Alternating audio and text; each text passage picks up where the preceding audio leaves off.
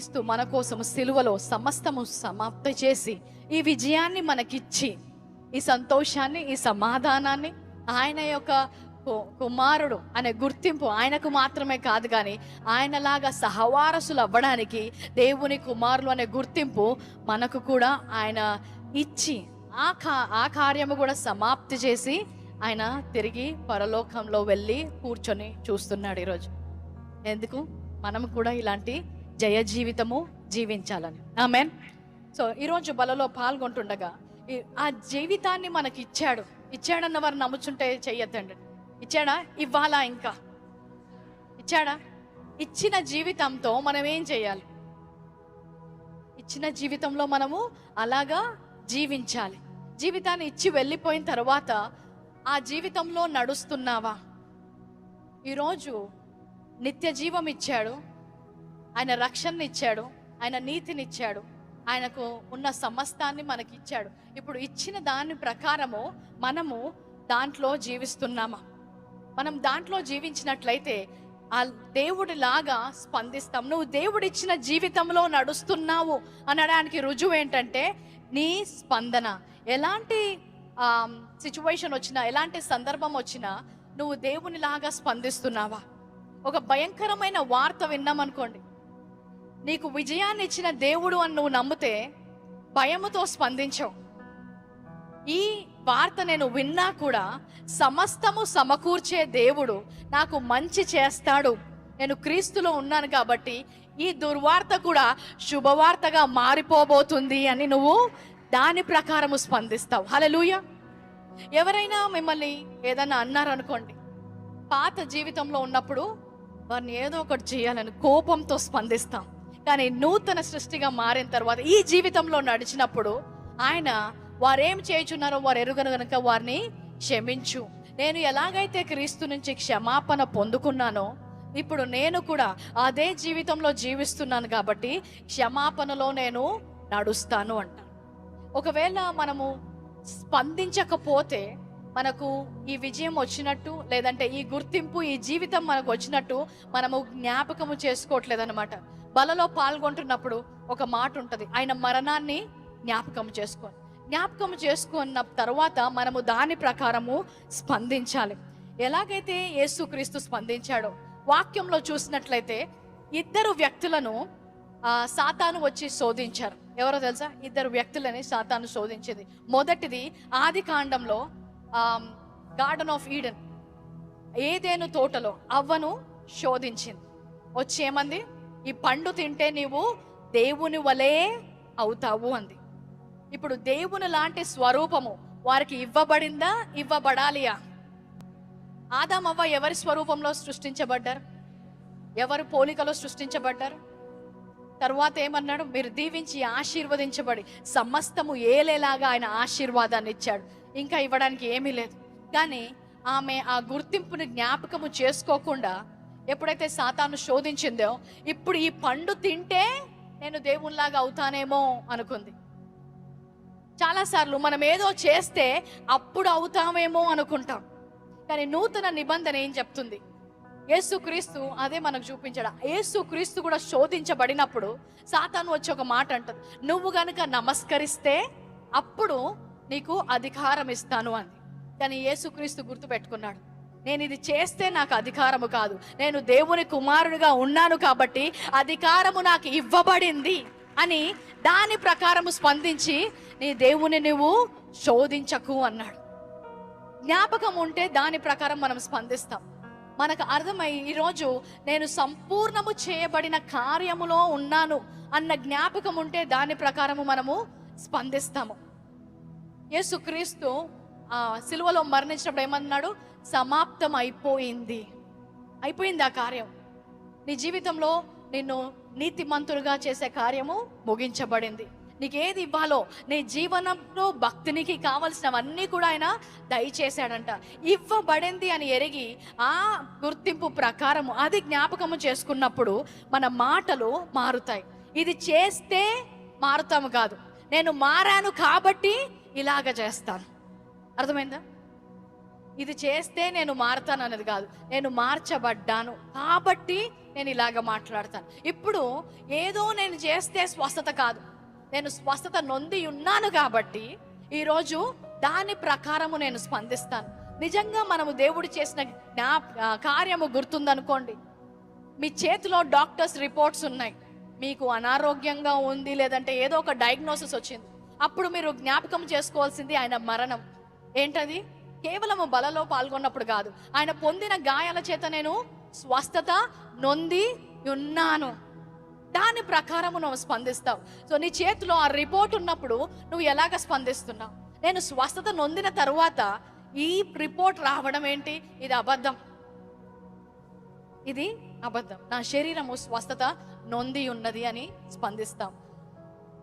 భయములో ఉన్నప్పుడు, జీవితము మునిగిపోతున్నప్పుడు, ఎప్పుడైతే వారు ముగించబడిన కార్యము ఎరగలేదో వారు భయపడ్డారు, నేను మునిగిపోతున్నాను అని. కానీ యేసుక్రీస్తు వచ్చి అంటాడు, మీ విశ్వాసం ఏమైంది?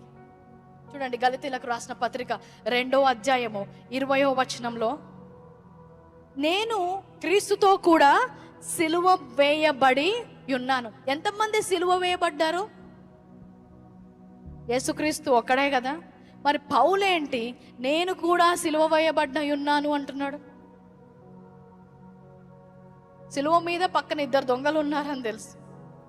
పౌలేమంటాడు, నేను క్రీస్తుతో కూడా సిలువ వేయబడి ఉన్నాను, ఇకను జీవించువాడను నేను కాను, క్రీస్తే నాయందు జీవించుచున్నాడు. నేను ఇప్పుడు శరీరమందు జీవించుచున్న జీవితము నన్ను ప్రేమించి నా కొరకు తన్ను తాను అప్పగించుకున్న దేవుని కుమారు అందలి విశ్వాసము వలన జీవించుచున్నాడంట. ఆయన విశ్వాసం, ఆయన నమ్ముతున్నాడు, ఆయన కూడా సిలువ వేయబడి తిరిగి లేచాను అని విశ్వాసముతో నమ్మి ఈ జీవితం ఎక్కడ? శరీరంలో ఉన్నప్పుడు. పరలోకంకి వెళ్ళాక కాదు. అవునండి, పరలోకంలో ఏ బాధ లేదు, ఏ చింత లేదు, కన్నీరు లేదు, అనారోగ్యం లేదు, దట్స్ రైట్. కానీ ఈ జీవితము, ఇప్పుడున్న శరీరంలో ఉన్న జీవితము కూడా ఆయన విశ్వాసము క్రీస్తు వలె జీవిస్తున్నాడంట. క్రీస్తు వలె నేను కూడా చనిపోయాను, నా పాత జీవితము గతించిపోయింది, ఇప్పుడు ఒక నూతన జీవితము జీవిస్తున్నాను. ఆ జీవితం ఎలాంటిది? క్రీస్తు లాంటిది. ఒకవేళ ఆ జీవితము క్రీస్తు లాంటిది అని నువ్వు విశ్వసిస్తే క్రీస్తులాగా మనము స్పందించాలి. నీ గత జీవితాన్ని గుర్తు చేసి, నువ్వు ఎంత పాపివి, నువ్వు ఎన్ని తప్పులు చేసావు గుర్తు చేస్తుంటది ఎవరు? సాతాను. శోధిస్తున్నప్పుడు నీవు జ్ఞాపకము చేసుకోవాలి, ఏంటి? నేను నా తండ్రితో సమకూర్చబడ్డాను. అది ఎవరు కూడా ఆ సంబంధాన్ని తెంచివేయలేరు. ఒకసారి యేసుక్రీస్తు ముగించిన కార్యము ఎవరైనా త్రిప్పివేయగలరా? ఆయన ముగించిన కార్యాన్ని ఎవరైనా తీసివేయగలరా? నేను నిన్ను తండ్రితో సమాధానపరిచాను అంటున్నాడు. ఆయన ఆ రోజు పరిశుద్ధ స్థలానికి, అతి పరిశుద్ధ స్థలానికి ఉన్న తెరను చింపేశాడు. కాబట్టి ఆ రోజు నుంచి మనమందరము అతి పరిశుద్ధ స్థలంలో వచ్చి కూర్చుంటున్నాం. ఎంతమంది యాజక ధర్మము చేసి వచ్చి ఇక్కడ కూర్చున్నారు? ఎంతమంది ఎఫోది వేసుకొని వచ్చి కూర్చున్నారు? ఎంతమంది నడుముకి అది కట్టుకొని వచ్చి కూర్చున్నారు? ఎందుకు? ఆ కార్యము ముగించబడింది. ఇంకా మళ్ళీ మళ్ళీ క్రీస్తు వచ్చి రండి లోపలికి, మీరు పరిశుద్ధ స్థలంలోకి రావచ్చు అని చెప్పనవసరం లేదు. ఆయన ఒక్కసారి ముగిస్తే అది నిరంతరము, నిత్యము వరకు. హల్లెలూయా. అలాగే నీవు నీతిమంతుడిగా మార్చబడ్డావు. ఎన్నిసార్లు మార్చాలి ఆయన? ఒక్కసారి. నీవు కడగబడ్డావు. ఎన్నిసార్లు కడగాలి? ఒక్కసారి. నువ్వు స్వస్థత నొంది ఉన్నావు. ఎన్నిసార్లు స్వస్థపరచాలి? ఈరోజు యాజక ధర్మము లేకుండానే మీరు అతి పరిశుద్ధ స్థలములో కూర్చున్నారు. ఎలాగా? ధైర్యముగా. భయపడుతున్నారు ఎవరన్నా? ఇక్కడ కూర్చోవడానికి ధైర్యంగా వచ్చారు. ఎందుకు? అది ముగించబడిన కార్యము. తండ్రితో నా సంబంధము సమకూర్చబడింది. అదే స్థలములో, ఆయన ఉన్న స్థలములో నేను ఉండడానికి ఆయన నాకు అర్హత ఇచ్చాడు. అన్ని విషయాల్లో అంతే, అన్ని విషయాల్లో కూడా అంతే. అదే వాక్యము సెలవిస్తుంది. నువ్వు ఇప్పుడు ఎవరైనా నిన్ను ఆపారనుకో, మీరు లేదు, మీరు రావద్దు ఇక్కడికి, ఇది అతి పరిశుద్ధ స్థలం అంటే ఏమంటారు? ఇది అందరికీ, నువ్వెవరు ఆపడానికి? దేవుణ్ణి నమ్మిన వాళ్ళు అందరూ లోపలికి రావచ్చు అంటారా ధైర్యంగా? మరి స్వస్థత విషయంలో సాతాను వచ్చి, నువ్వు స్వస్థత నొందలేదు, నువ్వు స్వస్థతలో నడవద్దన్నప్పుడు ఎందుకు నోరు మూసుకొని వెనక్కి వెళ్తున్నావు? నీ పాపాన్ని గుర్తు చేసినప్పుడు ఎందుకు నోరు మూసుకొని వెనక్కి వెళ్తున్నావు? నా పాపము కడగబడి ఉన్నది, నేను నీతిమంతుడిగా మార్చబడ్డాను అని ధైర్యంగా ఎందుకు చెప్పలేకపోతే? ఎందుకంటే మన గుర్తింపు ప్రకారం మనం స్పందించట్లేదు కాబట్టి. ఈరోజు బలలో కూడా చేయి వేయడానికి ఎంతమంది ఆలోచిస్తున్నారు? ఎందుకు? ఏదో చేస్తే నేను ఇందులో అర్హత సంపాదించుకుంటా అనుకుంటున్నారు కాబట్టి. అర్హత సంపాదించాము కాబట్టి మేము బలలో చేవేస్తున్నాం. హల్లెలూయా. అది నూతన నిబంధనకు పాత నిబంధనకు ఉన్న తేడా. తిరిగి మళ్ళీ వెళ్ళి వాగ్దానం అన్ని చదవండి, ఇది తప్పుడు బోధ, ఇది నిజం బోధ అని ఊరికే చెప్పడం కాదు. వాక్యాల్లో వాక్యము తీసుకొని ఆయన ముగించబడిన కార్యము, ఏది ముగించబడింది, ఏది ఇంకా ఉంది, ఎలాగా నేను స్పందించాలి అని మనం నేర్చుకున్నప్పుడు మనకి కన్ఫ్యూజన్ ఉండదు. ఎవరు కరెక్ట్ చెప్తున్నా నాకు అర్థం కావట్లేదు అంటే నువ్వు వాక్యం చదివితే నీకు కన్ఫ్యూజనే ఉండదు. ఈరోజు పౌలుని మనం తప్పు పట్టొచ్చు. ఆయన ఎప్పుడు సిలువ వేయబడ్డాడండి? ఆయన ఏంటి, నేను క్రీస్తుతో కూడా సిలువ వేయబడ్డానని రాశాడు? తప్పు బోధ అంటున్నాం. ఆ పౌలుని విశ్వాసముతో రాస్తున్నాడు. బాప్తిజంలో ఉన్నప్పుడు మనం ఏమంటాం? మేము కూడా నీటి బాప్తిజం పొందినప్పుడు క్రీస్తుతో మరణించి ఆయన జీవములో సహవారసులం అవుతున్నాము అంటున్నారు. అది తప్ప నిజమా? ఎలాగ చెప్తున్నావు? విశ్వాసంతో చెప్తున్నావు. అన్ని విషయాల్లో కూడా అదే. ఈరోజు ముగించబడిన కార్యములో నేను పాల్గొంటున్నానంటే దాని ప్రకారము మనము స్పందించాలి. నీ జీవితము మునిగిపోతుంది అన్నప్పుడు నా జీవితం మునిగిపోవడానికి వీల్లేదు. నా దేవుడు నాకు వాగ్దానము చేశాడు, నేను నీకు తోడై ఉంటాను, నేను విడువను ఎడబాయనన్న తరువాత దేవుడు నాతో ఉన్నప్పుడు ఆ పడవ ఎలాగో మునిగిపోతుంది? మునిగిపోదు. నీకు ఉద్యోగం రాదు, ఎందుకు? నీకు చదువు లేదు. క్రీస్తు నా కొరకు ఆయన తన జ్ఞానాన్ని ఇచ్చాడు. ఆయన కలిగిన మనస్సును నేను కలిగి ఉన్నాడు. నన్ను పై స్థానంలో ఉంచుతానన్న వాగ్దానము నాకు ఉండగా నేను ఓడిపోతాను, నాకు ఉద్యోగం రాదని నువ్వు ఎలాగ చెప్తావు? మనుషులతో కాదు, సాతానుతో ఫస్ట్ జవాబు చెప్పండి. మనం పోరాడులది రక్త మాంసముతో కాదు. ఇవన్నీ కూడా తలంపుల్లో వస్తాయి. మనకు తలంపులను తలంపులతో పోరాడొద్దు. తలంపులతో పోరాడద్దు.